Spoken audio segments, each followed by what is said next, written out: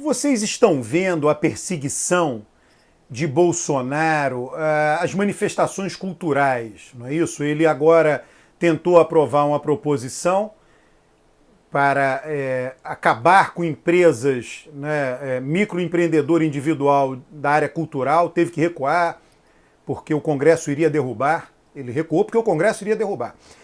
Todos os líderes autoritários perseguem a cultura livre, né? Eu tenho aqui, quando eu morei um tempo na Europa, morei um ano em Londres, aí fiz várias viagens e fui lá, foi nos anos 90, tinha caído há pouco tempo, fazia pouco tempo que tinha caído o Muro de Berlim, e fui ali no Muro de Berlim, comprei um souvenir, uma carteirinha de filiado do Partido Comunista da União Soviética.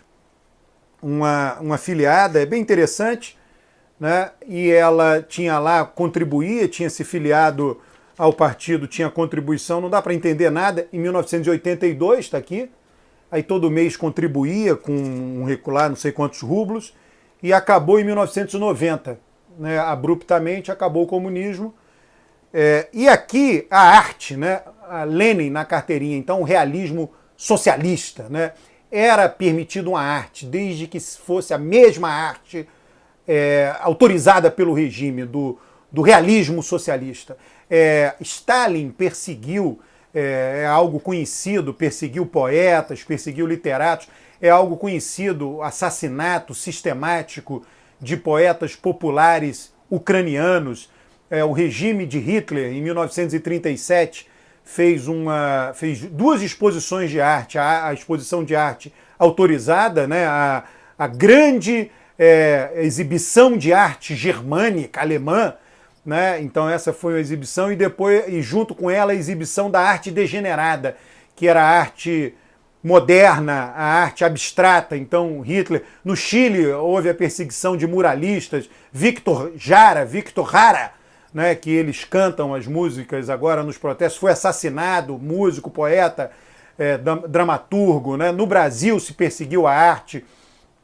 E cabe uma reflexão, por que os autoritários perseguem a arte? Eu acho que essa é a reflexão que eu quero trazer para vocês, né? A arte, ela traz alegria, ela entretém as pessoas, a arte desafia o poder. Eu acho que o mais importante, ela desafia o poder por meio do entretenimento, por meio da alegria. Quantas vezes você não assistiu um filme, né, em que o bobo da corte, ou enfim, um teatro ali na frente dos mandatários daquele país, né, daquele estado, né, eles eram caricaturados debaixo do nariz dele, na frente deles, de forma sutil, de forma irônica, porque é isso. A arte, ela desafia o poder, ela faz rir, e o riso é importante, a alegria é importante. Eu queria abordar em particular esse aspecto, né? Ao desafiar o poder. Por que nós gostamos dos humoristas, né? No que nós gostamos em particular dos humoristas? Quando eles caricaturam o poder, quando eles desafiam o poder. E a arte, de um modo geral, faz isso, né? Ora fazendo rir mais, ora fazendo rir menos, ora fazendo refletir. Cabe aqui, no que diz respeito ao riso, fazer a ligação de Bolsonaro, a perseguição dele em relação à cultura, em relação à arte. Trump faz a mesma coisa. Na ditadura militar se fez isso, Moniz Sodré foi um emblema disso no Brasil. Cabe aqui fazer a ligação disso com o livro de Humberto Eco, o livro que virou filme, O Nome da Rosa, que ele gira em torno de um livro de Aristóteles. Ninguém sabe se foi escrito, se perdeu, quer dizer, o segundo livro da poética de Aristóteles, em que Aristóteles, vale lembrar, hein, Aristóteles foi tutor, nada mais, nada menos, de Alexandre o Grande, um dos maiores conquistadores, se não o maior conquistador do Ocidente. Aristóteles é um dos grandes fundadores da reflexão política. Eu vou gravar em breve um vídeo comparando Platão com Aristóteles. Então, Aristóteles tem a reflexão sobre o riso. E isso vocês podem ver tanto no livro quanto no filme O Nome da Rosa. Arte, cultura, ele está refletindo sobre a arte. sobre a cultura, dizendo o riso ele quebra o dogma, né? Todo autoritário é dogmático, todo dogmático é autoritário. A religião ela tem um aspecto, as doutrinas religiosas, não estou aqui fazendo uma crítica a quem é religioso de modo algum, mas eu estou só tentando mostrar um fato, quer dizer, ela tem um aspecto, a doutrina, o dogma autoritário, você tem que seguir. Por quê? Porque tem que seguir. É autoritário. E o riso quebra o autoritarismo. O riso desconcerta, o riso faz refletir.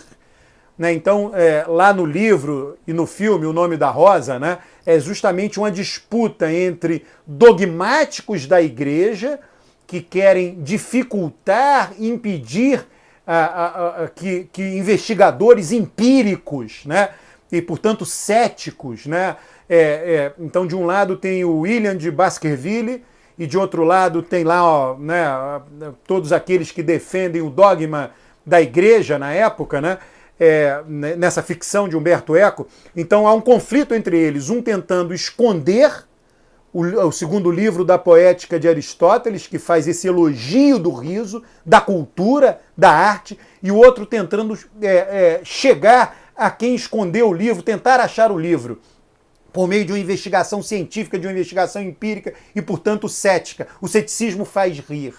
Né? E aí a gente tem um elo que liga ciência e arte e cultura. Né? Então os autoritários acabam perseguindo os dois. A ciência, nessa busca da verdade, ela tem que sair destruindo a autoridade, porque a verdade ela é sempre provisória. Né? A verdade científica é provisória, ela tem que ser derrubada o tempo inteiro para que a ciência avance. Né? E para a arte é isso, ela questiona o poder. E o riso é uma peça fundamental, é uma peça crucial no questionamento do poder. O artista nos faz rir. Ele não precisa fazer rir o tempo inteiro. Mas numa peça lá de teatro, num filme, há momentos lúdicos, momentos do riso. Então não tem nada de surpreendente que líderes autoritários, eu comecei esse vídeo falando disso, né? Hitler, Stalin, Pinochet, a ditadura militar no Brasil, agora de maneira muito mais fraca do que todos esses fizeram. Trump tem feito isso, diminuído o recurso investido na cultura, que é pequeno, em todos os países não é grande, outras áreas demandam muito mais recursos, saúde, educação. Trump tem reduzido isso, Bolsonaro tem feito isso. Eu tenho essa minha abordagem. Todo mundo que assiste os meus vídeos não precisa concordar. O bom é o debate. Não precisa nem deve concordar. Eu procuro pensar fora da caixinha.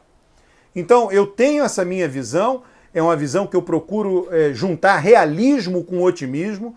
Né? Bolsonaro vai perseguir a cultura? A cultura no Brasil é muito maior do que o governo brasileiro. Do que os recursos que o governo, o Brasil é muito mais democrático do que nós imaginamos. Nós temos a cultura nos desfiles de escola de samba que acontecem em todos os municípios do Brasil, se não em todos, numa enorme quantidade de municípios. E não tem só desfile no Rio de Janeiro, em São Paulo, desfile milionários, tem desfiles muito mais baratos, e ali uma manifestação cultural. E aquilo é financiado por municípios, é financiado por empresas, é financiado pelos próprios que vão lá desfilar, comprando as fantasias. E a sociedade ela se mobiliza pela cultura. Os municípios colocam dinheiro em cultura. Os estados colocam dinheiro em cultura. O governo federal não quer promover a cultura? Então, os governos estaduais e municipais têm que comparecer mais, têm que estar mais presentes nesse financiamento da cultura. E é essa cultura que nós queremos no Brasil, que é a cultura sem rédeas. O artista pode falar o que quiser.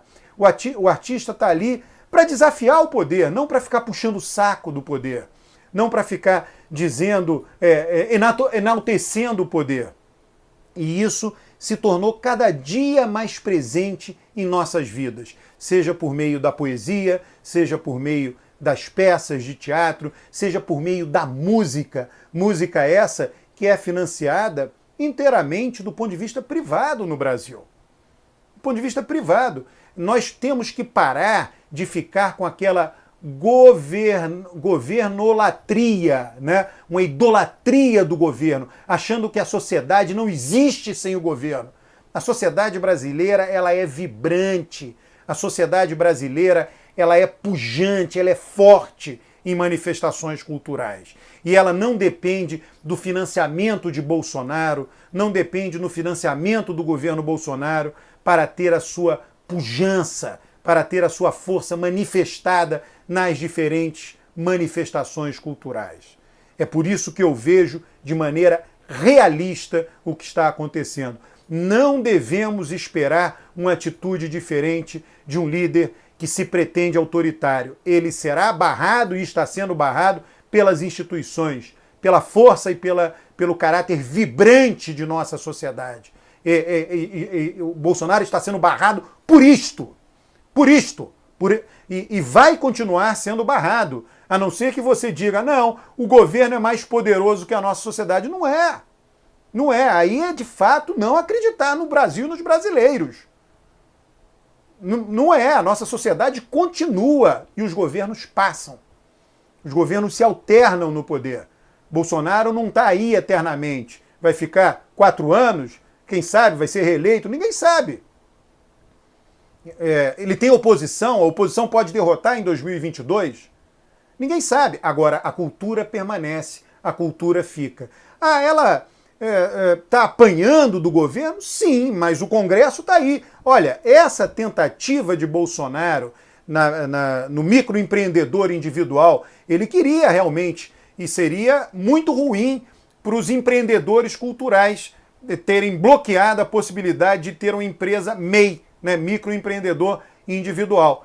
E aí o que aconteceu? No final de semana, sábado, domingo, Rodrigo Maia foi no Twitter e disse, olha, vimos aí o decreto de Bolsonaro, eu já falei com o presidente do Senado, o Rodrigo Maia escreveu isso no Twitter, já falei com Davi Alcolumbre, o senador Davi Alcolumbre, vamos aprovar uma medida derrubando a decisão do governo.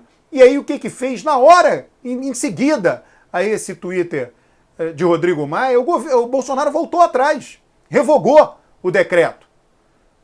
Ora, isso não foi uma vitória? Houve uma tentativa de um líder autoritário, de um presidente autoritário, de exercer o seu autoritarismo sufocando a alegria, o entretenimento, o desafio do poder representado pela arte, que a arte faz isso, a cultura faz isso, e ele perdeu, foi derrotado por quem?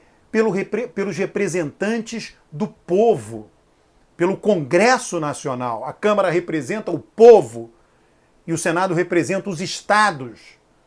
Bolsonaro foi derrotado pelo Twitter do presidente do órgão que representa o povo. Vamos reconhecer isto. Quem venceu? Venceu a cultura, venceu a arte, venceram aqueles que desafiam o poder, que desafiam o líder autoritário. Por isso que esses líderes perseguem a arte.